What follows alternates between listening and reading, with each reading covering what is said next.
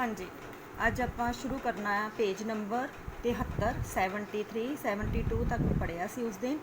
फुल्लां नूं किताबां विच ना रखो, जिहदे विच निक्की ते विक्की दोनों पढ़ाई दे बोझ तो परेशान सी। अज आपां अगों शुरू करना आ। विक्की दा पात्र आ वड्डे है ना, कौन समझावे इन्हां नूं। वड्डे मतलब उन्हां दे माता पिता। क्यों? क्योंकि बच्चे जिहड़े आ वो छोटे आ, वो अपने माता पिता नूं नहीं समझा सकते। इस करके जिहड़े आ उन्हां नूं इह पढ़ाई दा बोझ सहना ही पै रिहा आ। जेडी बई आपां नूं तां कोई बंदिश नहीं, पढ़ो पढ़ो ना पढ़ो ना पढ़ो, अपना तो एक ही फार्मूला है जिंदगी का। बाकी दे काम बाद च, पहला सेहत जरूरी है। हुण इहदे विच जिहड़ा एक पासे निक्की ते विक्की है, जिन्हां दे माता पिता सिर्फ उन्हां नूं पढ़न दे लई कह रहे आ, ते दूसरे पासे जेडी दा पात्र है जिहड़ा कि पढ़ाई नालों अपनी सेहत नूं पहल दिंदा है। वो ये कहता है कि जिहड़ी आ पहला सेहत चाहिए है, जे सेहत ठीक होएगी तां ही पढ़ाई की जा सकती है।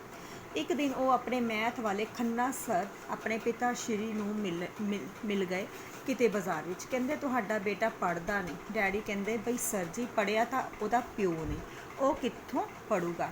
आप तां उच्चा हासा हसदा है। खन्ना सर कहंदे बई जो तुहाडा मुंडा पढ़िया ना तां करूगा की। डैडी कहंदे आपां उहनूं पॉलिटिक्स विच पा दांगे। ये जिहड़ा है ये अजकल दी पॉलिटिक्स मतलब राजनीति ते व्यंग आ कि अजकल जिहड़ी साडी पॉलिटिक्स है, राजनीति आ, उहदे विच किहड़े लीडरां दी प्रधानगी आ, किहो जे लीडर जिहड़े आ वो देश नूं चला रहे। लीडर बनने वास्ते तां अनपढ़ बंदे बाले ही फिट हुंदे आ। हाँ हाँ हाँ, मतलब की है कि अजकल जिहड़ी साडी राजनीति आ उहदे विच पढ़िया लिखिया नूं नहीं सगों कि अनपढ़ां नूं कुर्सी दित्ती जांदी है। अनपढ़ लोग जिहड़े आ वो देश दी वागडोर सांभी बैठे आ। इस करके जिहड़ा जेडी दा पात्र आ वो पढ़न नूं बहुती अहमियत नहीं दिंदा। उहदा जिहड़ा पिता आ वो भी यही कहंदा आ कि वो खुद पढ़िया लिखिया नहीं है। इस करके जेकर उहदा मुंडा भी नहीं पढ़दा तो कोई वड्डी गल नहीं, क्योंकि जे वो ना भी पढ़िया तो देश की वागडोर सांभेगा। क्योंकि देश की वागडोर सांभण दे लई पढ़े लिखिया की नहीं सगों कि अनपढ़ां की ही जरूरत आ। निक्की पर ठीक तो ये भी नहीं, पढ़ना तो चाहिए ही है। पढ़ लिख के तो बंदे नूं अकल आउंदी है। मतलब समझ कदों आउंदी है? जदों बंदा पढ़ लिख जांदा आ, कोई अखर ज्ञान हासिल कर लैंदा है ना, उदों ही बंदे नूं असल मायने दे विच समझ आउंदी है, अकल आउंदी है। जेडी ते अखां ते ऐनकां भी लग जांदियां। हाँ हाँ हाँ, ये साडे हन अजकल दी पढ़ाई दे नुकसान, वाधू बोझ पाउण दे नुकसान कि जदों बच्चे सारा सारा दिन पढ़ते रहंदे आ तां उस पढ़ाई दे बोझ करके उन्हां दी अखां ते की लग जांदियां ने, मोटियां मोटियां ऐनकां लग जांदियां। क्यों? क्योंकि अखां की हो जांदियां उन्हां दियां कमज़ोर। विक्की तू फिर मेरिया ऐनकां ते कमेंट कीता, ठहर जा। उसदे पिछे दौड़दा है। भज्जा नट्ठी तो बाद दोवें हसदे हुए निक्की कोल आ पैंदे। निक्की तेरे नाल तां गल करना ही फजूल है, तैनूं आउंदियां गल्लां। तेरे मम्मी पापा जो कुछ नहीं कहंदे ना, पर साडा हाल देख, सवेर तो शाम तक पढ़ना पैंदा है, सिर दुखन लग पैंदा है। इहदे विच निक्की जिहड़ी है वो अपना हाल सुणाउंदी है कि सारा दिन पढ़ पढ़ के उन्हां दा की हाल हुंदा आ। क्योंकि उन्हां दे माता पिता जिहड़े आ उन्हां नूं हमेशा पढ़न लई कहंदे आ। इस करके सवेर तो शाम तक उन्हां नूं पहिलां तां पढ़ना पैंदा आ ते सारा दिन पढ़ पढ़ के उन्हां दा सिर दुखन लग जांदा है। पर पढ़ाई दे बोझ तो उन्हां दा छुटकारा नहीं हुंदा। जेडी वो भी डॉक्टर बनने लई मेहनत तो करनी ही पैंदी आ। क्यों? क्योंकि जिहड़े निक्की ते विक्की दे माता पिता आ वो चाहुंदे आ कि उन्हां दे बच्चे जिहड़े आ पढ़ लिख जान, डॉक्टर ते इंजीनियर बन जान। इस करके जिहड़ा आ जेडी की कहंदा है निक्की नूं कि डॉक्टर बनने दे लई उहनूं मेहनत करनी ही पैनी आ, दिन रात एक करना ही पैना है। निक्की कौन बनना चाहुंदा है? डॉक्टर। हुण इत्थे जिहड़ा आ तुसीं टिक करना आ कि निक्की दी अंदरूनी इच्छा जिहड़ी है वो की बोलदी है। कि निक्की जिहड़ी है वो डॉक्टर बनना चाहती है, कि उहदी दिली इच्छा है कि वो डॉक्टर बने। तां इन्हां जिहड़ियां सत्तरां तो ये भाव जिहड़ा है वो स्पष्ट हुंदा है कि निक्की जिहड़ी है वो डॉक्टर बनना नहीं चाहुंदी। ये सिर्फ उहदे माता पिता की इच्छा है कि उन्हां दी धी जिहड़ी है डॉक्टर बने, पर निक्की जिहड़ी है इहदे विच खुश नहीं है। उदास होकर बारी कोल आउंदी है, मैं नहीं बनना चाहती डॉक्टर। निक्की जिहड़ी है वो डॉक्टर बनना नहीं चाहती।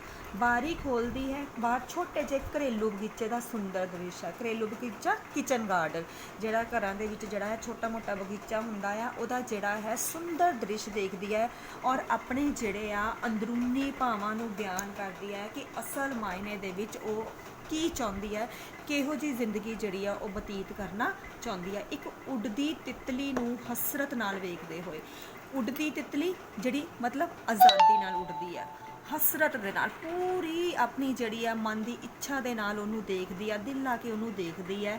ਮੈਂ ਤਾਂ ਬਣਨਾ ਚਾਹੁੰਦੀ ਤਿਤਲੀ। ਉਹ ਕੀ ਬਣਨਾ ਚਾਹੁੰਦੀ ਹੈ? ਤਿਤਲੀ। ਕਿਉਂ?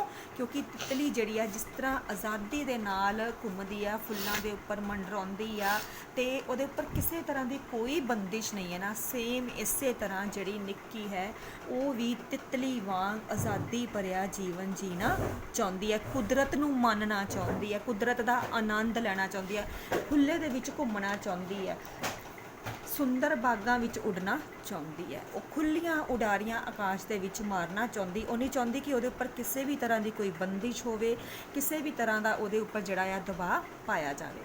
ਖੇਡਣਾ ਚਾਹੁੰਦੀ ਹਾਂ ਸੋਹਣੇ ਸੋਹਣੇ ਫੁੱਲਾਂ ਨਾਲ, ਜਿਸ ਤਰ੍ਹਾਂ ਤਿਤਲੀ ਜਿਹੜੀ ਹੈ ਉਹ ਸੁੰਦਰ ਫੁੱਲਾਂ ਦੇ ਉੱਪਰ ਬਹਿੰਦੀ ਆ, ਉਹਨਾਂ ਦੇ ਨਾਲ ਖੇਡਦੀ ਆ, ਉਹਨਾਂ ਦਾ ਰਸ ਪੀਂਦੀ ਆ, ਉਹਨਾਂ ਦੀ ਸੁਗੰਧ ਲੈਂਦੀ ਆ ਨਾ ਸੋਹਣੇ ਸੋਹਣੇ ਫੁੱਲਾਂ ਦੇ ਨਾਲ, ਉਸੇ ਤਰ੍ਹਾਂ ਜਿਹੜੀ ਹੈ ਨਿੱਕੀ ਵੀ ਬਾਹਰ ਆਜ਼ਾਦੀ ਭਰਿਆ ਜੀਵਨ ਜੀ ਕੇ ਕੁਦਰਤ ਦਾ ਆਨੰਦ ਮਾਣਨਾ ਚਾਹੁੰਦੀ ਹੈ। ਰੰਗ ਹੁਣ ਚਾਰੇ ਪਾਸੇ ਸੋਹਣੇ ਸੋਹਣੇ, ਤੇ ਉਹ ਕੀ ਚਾਹੁੰਦੀ ਹੈ ਕਿ ਜਿਸ ਤਰ੍ਹਾਂ ਸਾਰੇ ਪਾਸੇ ਕੁਦਰਤ ਦੇ ਅਲੱਗ-ਅਲੱਗ ਰੰਗ ਆ, ਤਿਤਲੀ ਉਹਨਾਂ ਦਾ ਆਨੰਦ ਮਾਣਦੀ ਹੈ ਨਾ, ਇਸੇ ਤਰ੍ਹਾਂ ਨਿੱਕੀ ਵੀ ਕੁਦਰਤ ਦਾ ਪੂਰਾ ਆਨੰਦ ਮਾਣੇ, ਮਤਲਬ ਕੁਦਰਤ ਨੂੰ ਖੁੱਲ੍ਹ ਕੇ ਜੀਵੇ, ਨਾ ਕਿ ਸਾਰਾ ਦਿਨ ਘਰ ਦੀ ਚਾਰ ਦੀਵਾਰੀ ਦੇ ਵਿੱਚ ਕਿਤਾਬਾਂ ਦੇ ਨਾਲ ਮੱਥਾ ਮਾਰੇ। ਪਰ ਇੱਥੇ ਤਾਂ ਹੈ ਚਾਰੇ ਪਾਸੇ ਭੈੜੀਆਂ ਭੈੜੀਆਂ ਕਿਤਾਬਾਂ ਦੀ ਭੀੜ, ਪਰ ਨਿੱਕੀ ਦੀ ਅਸਲੀਅਤ ਕੀ ਹੈ ਕਿ ਉਹਦੀ ਜ਼ਿੰਦਗੀ ਦੇ ਵਿੱਚ ਆਜ਼ਾਦੀ ਵਾਲਾ ਕੋਈ ਵੀ ਸਕੂਨ ਚੈਨ ਨਹੀਂ ਹੈ, ਨਾ ਉਹਦੀ ਜ਼ਿੰਦਗੀ ਵਿੱਚ ਕੁਦਰਤ ਦਾ ਆਨੰਦ ਹੈ, ਨਾ ਆਜ਼ਾਦੀ ਹੈ, ਬਲਕਿ ਕੀ ਹੈ ਉਹਦੇ ਚਾਰੇ ਪਾਸੇ ਭੈੜੀਆਂ ਭੈੜੀਆਂ ਅਲੱਗ-ਅਲੱਗ ਵਿਸ਼ਿਆਂ ਦੀਆਂ ਕਿਤਾਬਾਂ ਦਾ ਬੋਝ, ਬੋਰਿੰਗ, ਇੱਕ ਤੋਂ ਵੱਧ ਕੇ ਇੱਕ ਬੋਰਿੰਗ। ਤੇ ਕਿਤਾਬਾਂ ਨੂੰ ਕੀ ਲੱਗਦੀਆਂ? ਬਿਲਕੁਲ ਬੋਰਿੰਗ, ਕੋਈ ਇੰਟਰਸਟ ਨਹੀਂ ਆਉਂਦਾ, ਕੋਈ ਦਿਲਚਸਪੀ ਨਹੀਂ ਆ। ਕਿਉਂ? ਕਿਉਂਕਿ ਉਹ ਡਾਕਟਰ ਬਣਨਾ ਹੀ ਨਹੀਂ ਚਾਹੁੰਦੀ। ਸੱਚੀ ਜਿਹੜੀ ਵੀਰੇ, ਮੇਰਾ ਤਾਂ ਰੋਣ ਨੂੰ ਜੀ ਕਰਦਾ ਕਦੇ ਕਦੇ। ਹੁਣ ਤੂੰ ਹੀ ਕੁਝ ਕਰਨਾ, ਦੱਸ ਕੋਈ ਅਜਿਹਾ ਆਈਡੀਆ ਕਿ ਸਾਨੂੰ ਇੰਨਾ ਪੜ੍ਹਨਾ ਨਾ ਪਵੇ। ਸੋ ਨਿੱਕੀ ਜਿਹੜੀ ਹੈ ਉਹ ਜਿਹੜੀ ਦੇ ਨਾਲ ਮਿਲ ਕੇ ਕੀ ਚਾਹੁੰਦੀ ਹੈ ਕਿ ਕੋਈ ਇਹੋ ਜਿਹੀ ਜਿਹੜਾ ਹੈ ਜੁਗਤ ਲੜਾਈ ਜਾਵੇ, ਕੁਛ ਇਸ ਤਰ੍ਹਾਂ ਦਾ ਆਈਡੀਆ ਲੱਭਿਆ ਜਾਵੇ ਜਿਸ ਨਾਲ ਉਹਦਾ ਇੰਨਾ ਜਿਹੜਾ ਪੜ੍ਹਨਾ ਆ ਉਹ ਬੰਦ ਹੋ ਜਾਵੇ। ਠੀਕ, ਆਈਡੀਆ ਤਾਂ ਮਿਲ ਜੂਗਾ, ਪਰ ਉਹਦੇ ਲਈ ਮੈਨੂੰ ਸੋਚਣਾ ਪਊਗਾ, ਤੇ ਜੇ ਮੈਨੂੰ ਸੋਚਣਾ ਪਊਗਾ ਤਾਂ ਮੈਨੂੰ ਲੱਗੂਗੀ ਭੁੱਖ, ਤੇ ਜੇ ਮੈਨੂੰ ਲੱਗੂਗੀ ਭੁੱਖ ਤਾਂ ਮੈਨੂੰ ਕੁਝ ਖਾਣਾ ਪਊਗਾ। ਸੋ ਪਹਿਲੇ ਹਮ ਕੁਝ ਖਾਏਂਗੇ। ਸੋ ਇਹ ਜਿਹੜਾ ਹੈ ਤੁਸੀਂ ਇਹਦੇ ਵਿੱਚ ਜਿਹੜਾ ਜੇਡੀ ਦਾ ਪਾਤਰ ਹੈ, ਜਿਹੜਾ ਕਿ ਕਮੇਡੀਅਨ ਪਾਤਰ ਹੈ, ਉਹਦੇ ਪਾਤਰ ਦੇ ਵਿੱਚ ਐਡ ਕਰ ਸਕਦੇ ਹਾਂ ਕਿ ਜੇਡੀ ਜਿਹੜਾ ਆ ਉਹ ਕਿਸੇ ਵੀ ਕੰਮ ਦੇ ਲਈ ਸੀਰੀਅਸ ਨਹੀਂ ਹੈ।